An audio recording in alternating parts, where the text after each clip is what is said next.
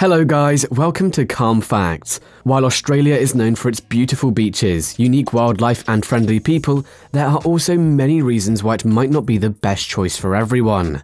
Before moving, some main reasons include the high cost of living, particularly in major cities like Sydney and Melbourne, the hot and often unpredictable weather, the long distances between major cities and towns, and the limited job opportunities for specific industries.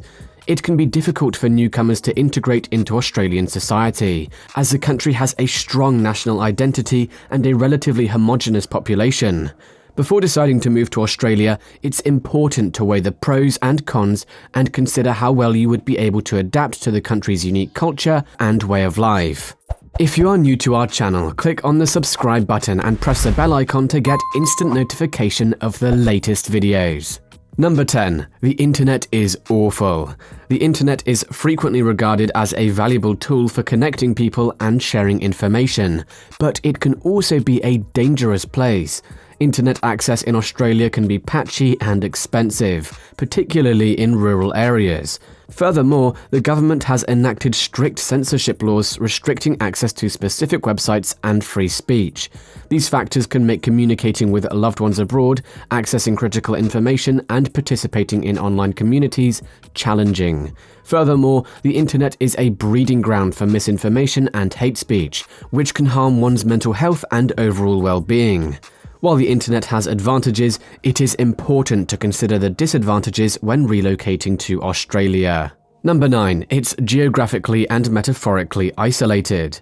Australia is a self-contained country. This makes sense given our geographical isolation.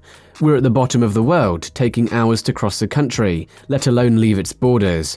Our media contributes to this sense of isolation. Commercial networks devote less time to world events, depending on where they occur, preferring to focus on what is happening within the country's borders. In some ways, it's nice because you can feel safe living here, which should not be taken for granted. On the other hand, we should be concerned about what is going on in the world because we are a part of it. Number 8. The weather can be quite upsetting.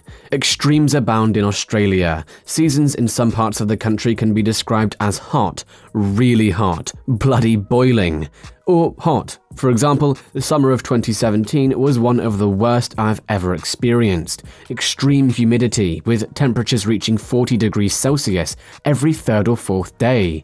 My bedroom lacked air conditioning, which made the nights enjoyable. However, it gets quite cold in the winter, particularly in the south and Tasmania, where the climate is more European, or more accurately, New Zealand's. There are only 2 seasons in the country's northern regions, wet and dry. The dry season is in the winter when the temperatures are bearable. Think the mid-late 20s or early 30s. Australia is also prone to natural disasters. Cyclones, floods, bushfires, and drought are all issues that Australians face.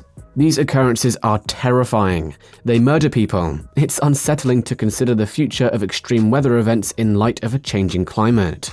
Number 7. The crime rate is high. Some people may decide not to relocate to Australia because of the country's high crime rate. While Australia's overall crime rate is low compared to other countries, certain types of crime, such as property crime and violent crime, have been rising in recent years. Furthermore, some parts of Australia, particularly major cities such as Sydney and Melbourne, have higher crime rates than others. This can be a concern for people moving to these areas, particularly if they have families or intend to raise children there. Furthermore, some people may be discouraged by Australia's strict gun laws, which can make it difficult for individuals to protect themselves and their property. However, it is important to note that crime rates and safety can vary greatly depending on location, and the overall crime rate in Australia is still considered low. Number 6. Everything wants to kill you. Australia is home to the box jellyfish, stonefish, dozens of deadly snakes and spiders, blue-ringed octopuses, stingrays, sharks, and the world's largest saltwater crocodiles. There are many dangerous animals in Australia, many of which we never had in the UK. Let us pause for a moment and use common sense when interacting with some of the world's most deadly creatures. Australia isn't a location where you can go for a hike or swim without being extremely aware of your surroundings at all times. Please don't go near them. They're not simply lurking at the end of our drive or in the dark, scary alleys ready to pounce on us. The threat of hazardous creatures isn't that bad after all. After all, Darwinism is one of the reasons why they have to place caution placards on cars, warning people not to drink the fluid that comes from the battery. While you may think they're beautiful and cuddly, they can be ferocious, and many Australians regard them as pests. Australia has not declared war on them because kangaroos outnumber Australians 2-1, and the Aussies don't want a replay of the Great Emu War of 1932. Spoiler warning, when we consider the wars that America has lost, commenting on a war Australia appears to have lost is ludicrous. Number 5. Places close early. If you're coming from the United States, where there are a plethora of 24-hour enterprises, there's another reason other countries swindle you for all the money they can. Why should you have to work at some crazy hour to earn less money than you deserve? Shops close early because people have already earned enough, a testament to the working culture here, where people work to live rather than live to work. We left the UK because we were tired of working too hard for little money. Now that we're here, we probably work about the same, they get paid far more than we did in the UK. Number 4. Bad drivers. While many Australians blame the kangaroo and their lack of road sense for the high number of car accidents, only 77,992 kangaroo collisions occurred in 2019, accounting for less than 5% of all automobile accidents in Australia. So maybe the drivers should start taking a little more responsibility. I can attest to this one as well. Australians drive a little carelessly now. Of course, every town, city, state and country has its fair share of bad drivers, but the drivers in Australia are truly some of the worst in the world. Number 3. Travelling within the country is also quite expensive. Why not limit your travel to within the country? This is something that many Australians do, but the cost can be shocking. Australia was considered an affordable backpacker destination in the 1990s, and people my age, 30s, could genuinely afford to live in the city. Travelling within the country is now as expensive or more expensive than travelling abroad. Flights to Auckland from Sydney are cheaper than flights to Perth. Truth. If you're curious about the costs of visiting Australia, here's a breakdown of the cost of a month's travel in Australia. Number 2. The cost of living has risen considerably. Australia's flourishing economy has had some downsides, with the cost of living rising significantly in recent decades.